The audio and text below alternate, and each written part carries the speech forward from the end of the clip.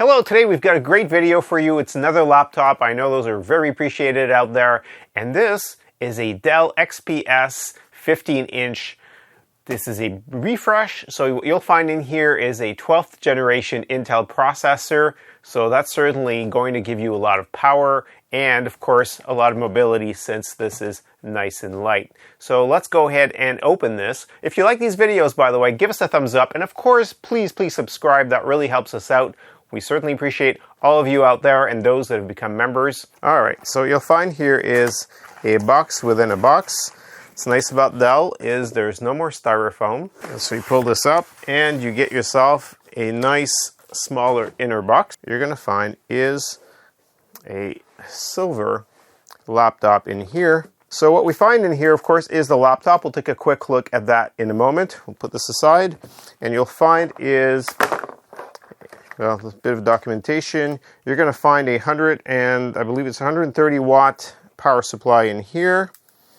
And you'll find is this is a USB to HDMI, and of course the power cable, and that is it. So let's move all this aside and let's concentrate on the laptop. So again, this is a 15.6 inch laptop. It does come in at 4.3 pounds, which is 1.95 grams.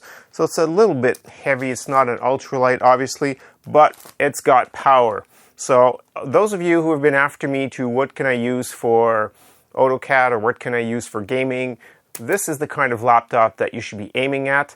Do keep in mind, though, that if you are going to go gaming, you probably want to keep it plugged in, as the second you take it off of the power, the battery will go down and you'll have limited use due to the fact it has a limited battery. So let's go ahead and open this up.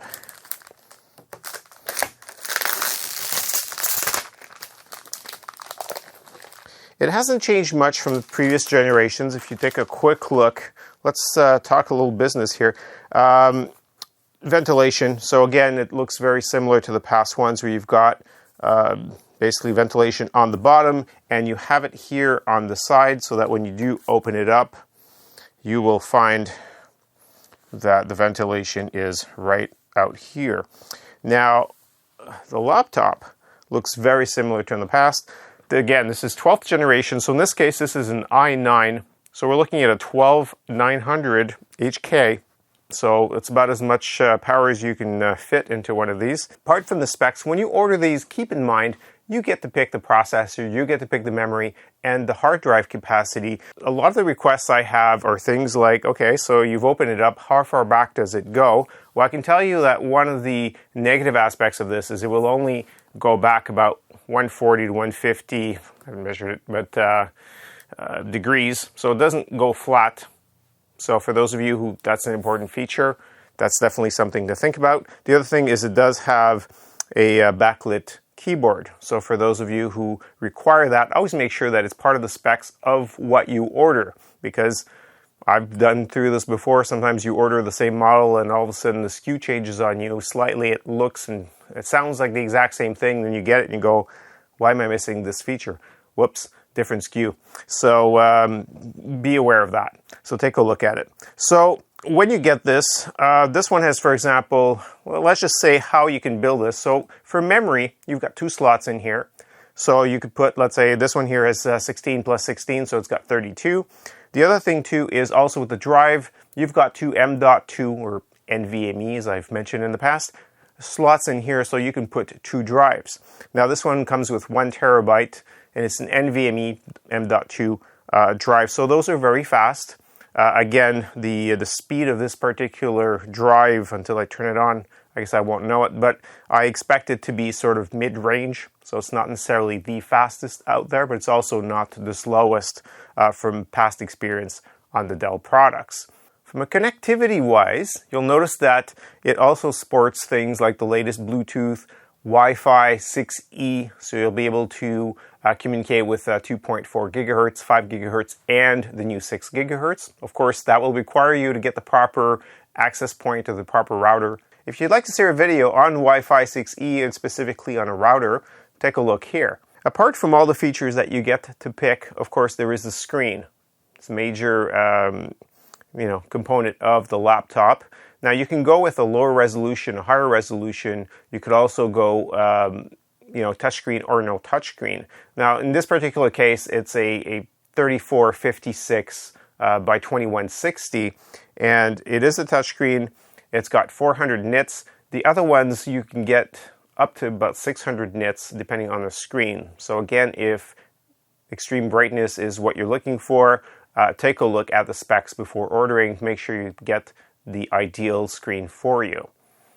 The other thing as well is what we really liked is the premium design of this unit. I mean, it's got nice keyboards, very nice to use in the field or on a desk and so forth. It's very nice for typing. If you enjoy writing like I do, for example, this is perfect as a great companion. You can lug it around and inspiration hits you. You can open up your laptop and just start working. So it is powerful. It's got an 86 watt-hour battery in here. So what that means is if you're going to be using it with, let's say, Windows 11, you're going to be running potentially Windows apps and so forth.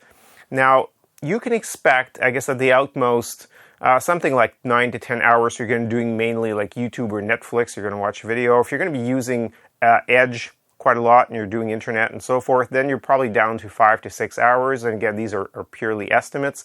If you're going to try to play a game, let's say, Far Cry 6 or something like that, then you're down to hours. So potentially you might make it to 2 hours playing a game unplugged, of course, strictly on the battery. So the Dell XPS also features a graphical processing unit, so GPU, and this one particularly has an NVidia. It's a 3050 Ti. So if you're going to be running things like Far Cry 6, you could expect frames per second to be 58 to 54, and this is putting it on ultra, so not bad. Of course, you can reduce your resolution, get higher frame rates. So let's take a quick look around. I'm doing this in reverse order to my other ones, but if you look, you're going to find that really all of the ports on here are very small. So you're no longer going to find some of the larger USB 2s and 3s. Instead, you're getting USB-Cs. And so in this case, you've got 2 on one side, and on the other, what you've got is a USB-C as well. This one here will handle power and will handle an external screen. You've got an SD and you've got an audio jack there. Now these two basically allow you to have Thunderbolt 4 off these 2 ports. So the speakers are here on the side. There's a trackpad. It's very nice to use, like I mentioned. So overall, you'll find that this is a great laptop, a little on the heavy side, but again, for the power, totally worth it. I would definitely trade mine in for this one. I might. I'm also going to be looking at a few other brands to see what compares. So we'll take a look at that potentially in the future. Now, the only negative part that I found from this is really the webcam. It is a 720p, low resolution. I'm not sure why they haven't upgraded that, but again, that's for the rest of the package, it's very attractive anyhow. So I'm Bob Pellerin, CTOBOB. Hope you've enjoyed this video. Leave some comments below. We always like hearing from you. And of course, you can visit us at www.ctobob.com, and we'll see you in the next video. Thanks so much for watching.